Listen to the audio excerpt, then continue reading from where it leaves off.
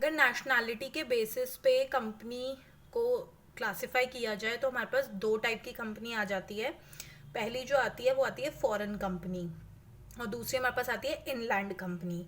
तो foreign company क्या होता है, ये इनकॉर्पोरेटेड आउटसाइड इंडिया होती है, ठीक है। लेकिन कंपनीज एक्ट 2013 के अंदर क्या हुआ कि इसको ये माना गया है कि एनी कंपनी जो कि इनकॉर्पोरेटेड आउटसाइड इंडिया हुई हो, बट दो कंडीशंस जो है यहाँ पे लगानी पड़ती है एक कंपनी को फॉरेन कंपनी कंसीडर करने में।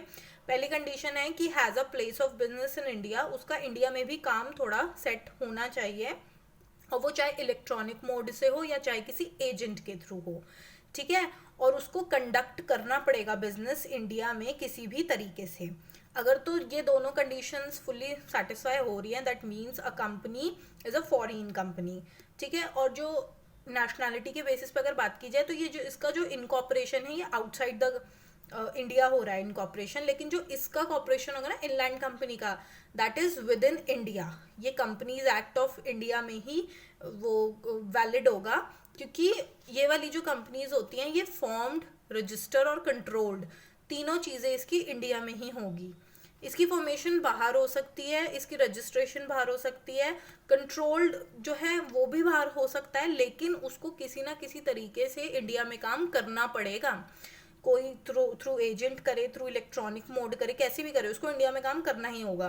पर ये वाली जो इनलैंड कंपनीज होती हैं ये रजिस्टर्ड एंड कंट्रोल्ड होती हैं इंडिया में, फॉर्म भी यहीं होती है, रजिस्टर भी यहीं होती है, कंट्रोल भी यहीं होती हैं, ठीक है। ऐसे दो पार्ट में ये आगे डिवाइड हो जाती है, national company and multinational company. National company जो होती है नेशनल लेवल पे काम करती है, और मल्टीनेशनल कंपनी फॉरेन लेवल पे भी काम करती है। तो ये बेसिक डिफरेंस है इन दोनों कंपनीज का, और ये है classification of company on the basis of nationality.